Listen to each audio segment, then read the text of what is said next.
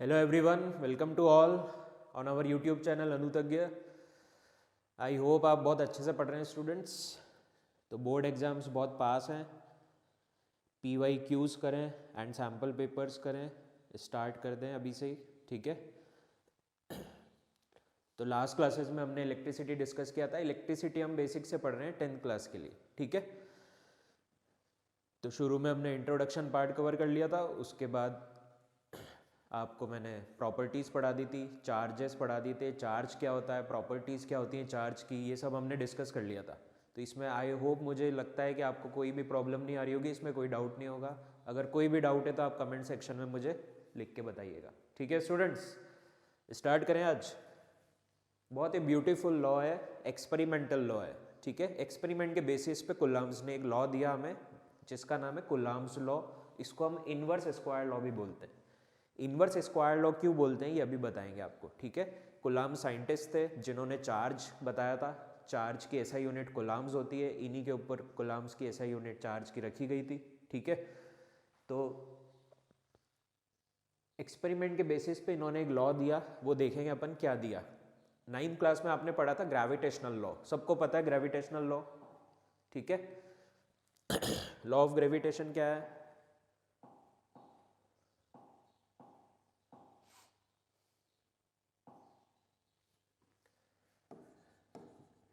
Gravitational loss हमने पढ़ा था, ठीक है। F is equals to G m1 m2 upon are square, ठीक है। सेम इस ऐसा का ऐसा लॉ दिया कुलाम्स ने, ठीक है। ये तो ग्रेविटेशनल लॉ था। ऐसा का ऐसा लॉ हमें किस में दिया? चार्जेस में दिया, जहाँ पे इलेक्ट्रोस्टैटिक फोर्स है। तो ग्रेविटेशनल लॉ में क्या था? ये m1 मास था, m2 मास था, दो मासेस थे m1 m2, इनके बीच में क्या था? एक अट्रैक्शन फोर्स था, ठीक है। तो ग्रेविटेशनल जो फोर्स था ये सिर्फ एक अट्रैक्शन फोर्स होता है, सिर्फ अट्रैक्ट करता है ऑब्जेक्ट्स को, ठीक है। लेकिन हम जो पढ़ने जा रहे हैं वो कौन सा है? हम जो पढ़ने जा रहे हैं वो कौन सा है? इलेक्ट्रोस्टैटिक। हम जो पढ़ने जा रहे हैं वो कौन सा? इलेक्ट्रोस्टैटिक फोर्स है, ठीक है। इलेक्ट्रोस्टैटिक फोर्स किससे डील करता है? इलेक्ट्रिक चार्जेस से। और चार्जेस आपको बहुत अच्छे से मैं समझा चुका हूँ कि इलेक्ट्रिक चार्जेस क्या है, ठीक है। तो इलेक्ट्रिक चार्जेस से ये डील करता है। मान लो कोई भी दो चार्ज प्लेस कर रखे हैं, एक Q1 चार्ज है, एक Q2 चार्ज है, इनके बीच में डिस्टेंस है R।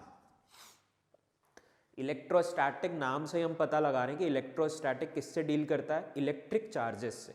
अब कोई भी दो चार्जेस पड़े, ठीक है, दो चार्जेस पड़े तो उनके बीच में क्या होगा? अगर मान लो दो प्लस के चार्जेस पड़े, ठीक है, दो प्लस के चार्जेस है तो दो प्लस के चार्जेस है सिमिलर चार्जेस है। ये मैंने आपको पहले बता ही दिया कि अगर दो सिमिलर चार्जेस है तो वो क्या करेंगे? आपस में रिपेल करेंगे, ठीक है। अगर मान लो एक प्लस है चार्ज, एक माइनस है, तो ये दोनों क्या करेंगे? आपस में अट्रैक्ट करेंगे, ठीक है। मतलब अनलाइक चार्ज क्या करते हैं? आपस में अट्रैक्ट करते हैं, और लाइक चार्जेस आपस में क्या करते हैं? रिपेल करते हैं। क्लियर? तो ये अपन ने डिस्कस किया ही था। तो इलेक्ट्रोस्टैटिक जो फोर्स है, ग्रेविटेशनल में तो फोर्स कैसा था? सिर्फ अट्रैक्शन फोर्स था, लेकिन यहाँ पे फोर्स कैसा है? यहाँ पे अट्रैक्शन फोर्स भी हो सकता है, रिपल्शन फोर्स भी हो सकता है। मतलब फोर्स अट्रैक्टिव भी हो सकता है, रिपल्सिव भी हो सकता है। क्लियर? दो चार्जेस के बीच में कितना फोर्स होगा, यही कुलाम्स ने हमें बताना चाहा, ठीक है। एक्सपेरिमेंटल लॉ पे, एक्सपेरिमेंटल बेसिस पे एक लॉ दिया इन्होंने कि हम बता पाए, जिससे हम क्या बता पाए कि कितना फोर्स होगा। दो चार्जेस पड़े तो दो चार्जेस में भाई एक प्लस एक माइनस है, तो दोनों एक दूसरे को खींचेंगे ना। तो किस फोर्स से खींचेंगे? कितना उनके बीच में फोर्स ऑफ इंट्रैक्शन होगा, आपस में कितना इंट्रैक्शन होगा फोर्स का, कितना अट्रैक्शन फोर्स होगा, उस फोर्स को निकालने के लिए कुलाम्स ने हमें एक लॉ दिया। क्लियर? अब फोर्स अट्रैक्टिव भी हो सकता है, रिपल्सिव भी हो सकता है। अगर प्लस माइनस चार्ज है तो वो एक दूसरे को दूर धक्का देंगे, क्यों? अट्रैक्ट करेंगे। प्लस माइनस है तो दोनों एक दूसरे को पास की तरफ अट्रैक्ट करेंगे, और दोनों अगर प्लस है या दोनों माइनस है तो वो दोनों एक दूसरे को क्या करेंगे? दूर की तरफ फेंकेंगे। तो कुलाम्स लॉ समझ में आया? कुलाम्स ने अपन को क्या दिया? एक ऐसा लॉ दिया जिससे हम बता पाएँ कि किसी भी दो चार्जेस के बीच में कितना फोर्स ऑफ अट्रैक्शन है या फोर्स ऑफ रिपल्शन है। कुल मिला के हम फोर्स निकाल सकें कि दो चार्जेस के बीच में कितना फोर्स है, ठीक है। तो ये हमें कुलाम्स ने एक लॉ दिया। लॉ कैसे दिया हमें? देखो यहाँ पे, कुलाम्स लॉ क्या है? According to Coulomb's law the force between two small charge particles.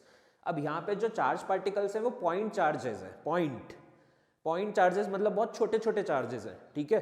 Point charges की एग्जैक्ट कोई डेफिनेशन हम नहीं बता सकते, कंपैरिजन में बता सकते हैं कि अर्थ से किसी बॉडी को कंपेयर किया तो वो एक पॉइंट चार्ज कहलाएगी, ठीक है, क्योंकि अर्थ बहुत बड़ी है।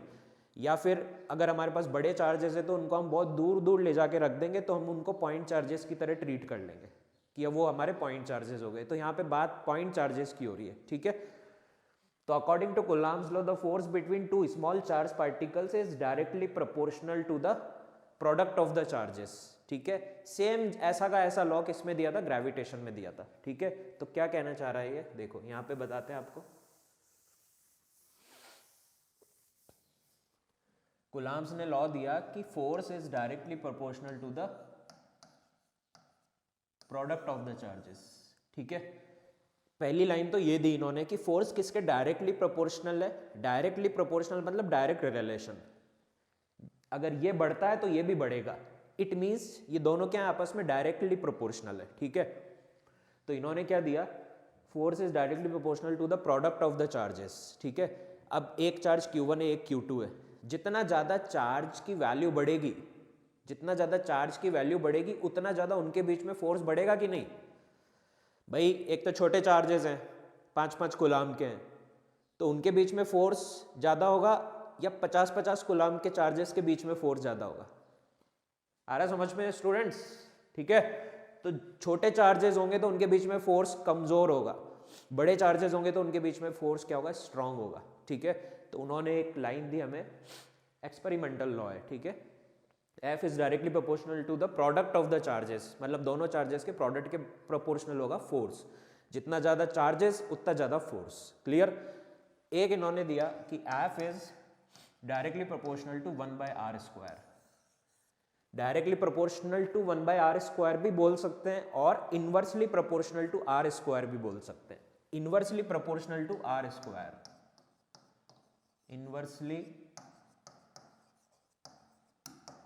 प्रोपोर्शनल टू r², ठीक है। इसलिए इस लॉ का नाम क्या दिया कुलाम्स ने? इसलिए इस लॉ को बोला इनवर्स स्क्वायर लॉ। r² क्या है? अब देखो दो चार्जेस अपन ने ये लिए, इन दोनों का ये सेंटर है, ठीक है। इन दोनों का ये सेंटर है, ये इसके बीच में सेपरेशन है r, और ये अपना चार्ज है Q1, ये अपना चार्ज है Q2। ये Q1 चार्ज है, Q2 चार्ज है, इनके बीच में डिस्टेंस कितना है? r। अब इनके सेंटर से डिस्टेंस लेंगे या r, ठीक है। तो ये वाला चार्ज क्या करेगा? मान लो दोनों प्लस चार्जेस हैं, दोनों प्लस हैं, प्लस माइनस भी हो सकते हैं, ठीक है। कुलाम्स लॉ समझ रहे हैं, दोनों प्लस चार्जेस हैं, तो दोनों क्या करेंगे? ये इसको इधर धक्का देगा, ये इसको इधर धक्का देगा, ठीक है। तो इस पे फोर्स इस डायरेक्शन में आएगा, इस पे फोर्स इस डायरेक्शन में आएगा। वेक्टर फॉर्म में लिख सकते हैं अपन, लेकिन 10th क्लास के लिए इतना हमें नहीं सीखना है, ठीक है। 12th क्लास में आपको इसको डीप में पढ़ाएंगे बिल्कुल, कि इस पे कितना फोर्स आएगा, ये इस पे कितना फोर्स आएगा, ठीक है। तो अभी इतना ही देखो, दो चार्जेस हैं, दोनों प्लेस्ड हैं, दोनों प्लस चार्जेस हैं, तो ये दोनों आपस में इधर उधर जाएंगे, ये इधर जाएगा, ये इधर जाएगा, तो इसका फोर्स इधर लगेगा, इसका फोर्स इधर, और ये इनके बीच में क्या है? सेपरेशन है, r डिस्टेंस, ठीक है। अब कुलाम ने बोला कि जो फोर्स है वो क्या होता है? 1/r² के प्रोपोर्शनल होता है, या इनवर्सली प्रोपोर्शनल होता है r² के। मतलब जितना ये बढ़ेगा उतना ही ये क्या होगा? कम होगा। मतलब इनके बीच में जितना डिस्टेंस बढ़ता जाएगा उतना फोर्स कम होता जाएगा। आ रहा समझ में स्टूडेंट्स? जितना डिस्टेंस इनके बीच में बढ़ता जाएगा उतना ही फोर्स कम होता जाएगा, या जितना ये पास आते जाएंगे चार्जेस उतना ही फोर्स बढ़ता जाएगा। मतलब पास आएंगे तो डिस्टेंस कम होगा, डिस्टेंस कम होगा तो फोर्स क्या होगा? बढ़ेगा, ठीक है। तो ये इसलिए इसको इनवर्स स्क्वायर लॉ बोला, क्योंकि F इनवर्सली प्रोपोर्शनल है r² के। डिस्टेंस सेपरेशन कितना है उनमें, उनके बीच डिस्टेंस कितना है, उसका स्क्वायर ऑफ द डिस्टेंस, ठीक है। अब देखो इधर, directly proportional to the product of the charges and inversely proportional to the square of the distance between them. तो ये कुलाम्स ने दिया हमें। तो F किसके प्रोपोर्शनल दिया? Product of the charges, inversely proportional to the distance, इसका square का डिस्टेंस, ये दिया।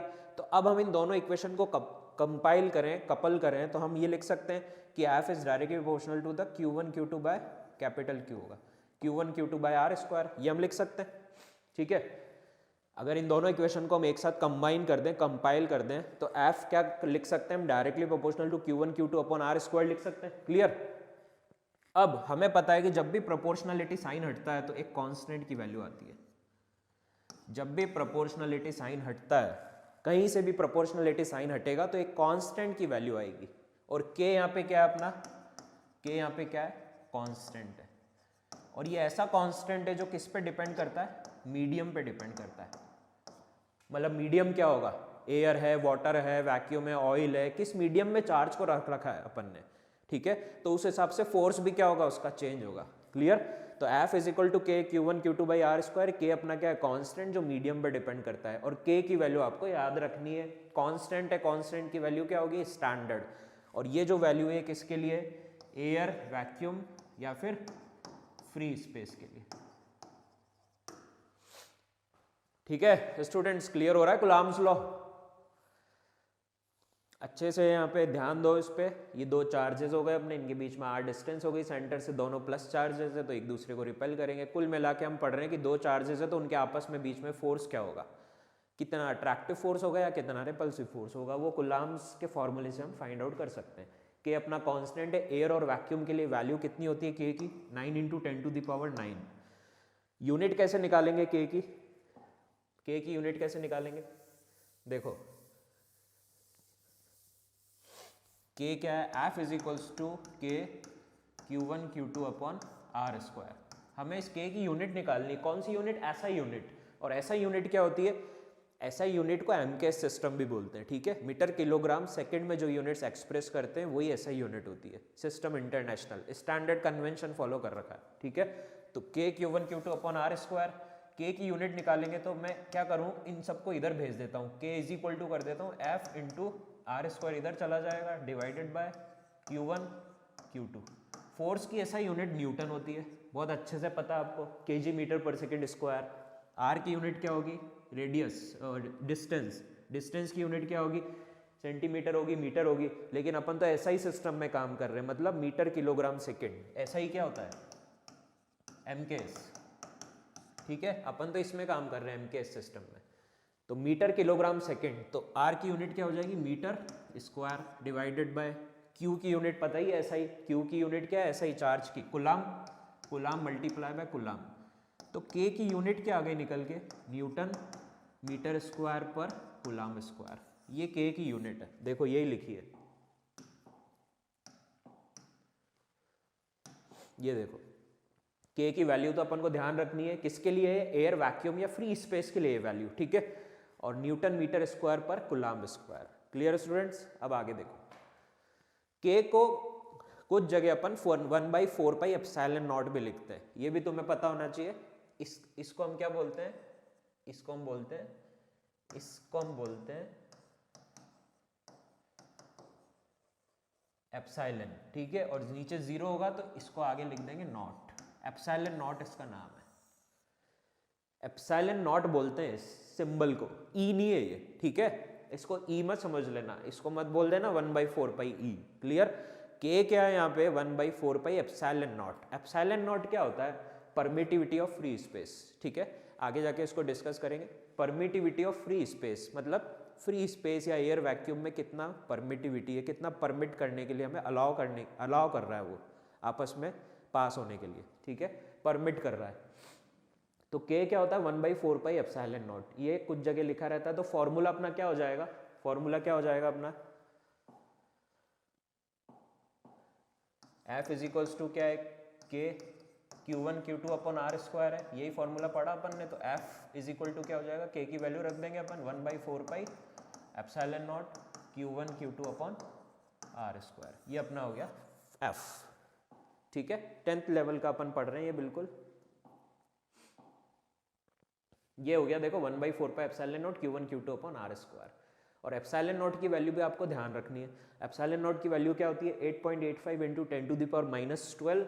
अब देखो एप्सिलॉन नॉट जस्ट के का उल्टा है, ये देखो 4π तो कांस्टेंट है, इसकी तो कोई यूनिट होगी नहीं, तो जो के की यूनिट है उसकी जस्ट उल्टी यूनिट किसकी होगी, एप्सिलॉन नॉट की। आ रहा है समझ में। तो एप्सिलॉन नॉट की यूनिट क्या हो गई, कुलाम स्क्वायर पर न्यूटन पर मीटर स्क्वायर। क्लियर। और के की यूनिट क्या थी, जस्ट इसकी उल्टी थी, न्यूटन मीटर स्क्वायर पर कूलम्ब स्क्वायर। क्लियर है स्टूडेंट्स, ये एप्सिलॉन नॉट है, ये अपना हो गया फ्री स्पेस का। अगर मान लो आपसे न्यूमेरिकल पूछता है, काफ़ी सारे एग्जाम्स में कूलम्ब्स लॉ पे न्यूमेरिकल आते हैं, बहुत इंपॉर्टेंट है, ठीक है। तो अगर न्यूमेरिकल पूछता है तो कैसे फाइंड करेंगे अपन, न्यूमेरिकल पूछता है तो अपन कैसे फाइंड करेंगे, मान लो एयर वैक्यूम या फ्री स्पेस में चार्जेस रखे हुए हैं, दो चार्जेस रखे हुए हैं, उनके बीच में फोर्स ऑफ अट्रैक्शन या रिपल्शन हमें फाइंड करना है। कौन सा फोर्स, चार्जेस के बीच में जो फोर्स आएगा वो कौन सा होगा, इलेक्ट्रोस्टैटिक फोर्स होगा, वो हमें फाइंड करना है। तो हम डायरेक्ट ये फॉर्मूला यूज करेंगे 1/4 pi epsilon naught Q1 Q2 upon R square, ठीक है, या फिर K Q1 Q2 upon R square. जो वैल्यू आपको गिवन है, कांस्टेंट की वैल्यू पता ही होती है, कोई सा भी फॉर्मूला हम यूज कर सकते हैं। आपको Q1 दे देगा, Q2 दे देगा, दोनों के बीच में सेपरेशन बता देगा, तो आप उनके बीच में आराम से फोर्स फाइंड कर सकते हैं with the help of Coulomb's law, ठीक है, क्लियर। तो ये तो था हमारे पास फ्री स्पेस एयर या वैक्यूम के लिए, क्लियर है। अब मान लो मीडियम आ जाता है, ठीक है। मीडियम कैसे आ जाता है, जैसे ही दो चार्जेस पड़े, अब हमें इनके बीच में फोर्स को क्या करना है, ये इनके बीच में डिस्टेंस है, सेपरेशन है, ठीक है।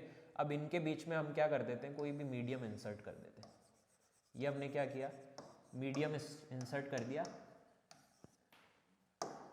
और ये कहलाता है रिलेटिव परमिटिविटी।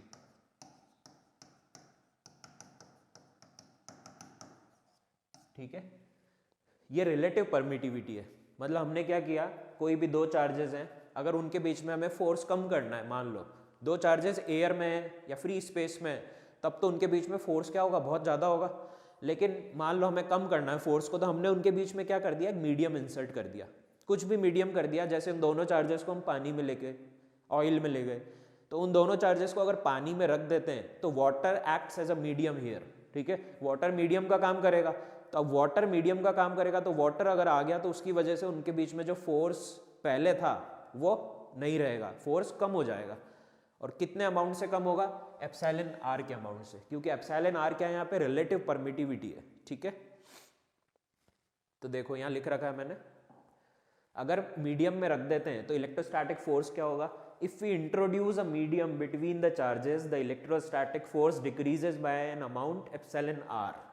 कितने से अमाउंट डिक्रीज होगा, एप्सिलॉन आर के अमाउंट से डिक्रीज होगा फोर्स, और इसको कहते हैं relative permittivity, is called relative permittivity और डाइइलेक्ट्रिक कांस्टेंट। डाइइलेक्ट्रिक क्या होता है, डाइइलेक्ट्रिक एक इंसुलेशन होता है, इंसुलेटर होता है, मतलब वो अपने में से इजीली करंट को पास नहीं होने देगा, एक इंसुलेटर का काम करेगा।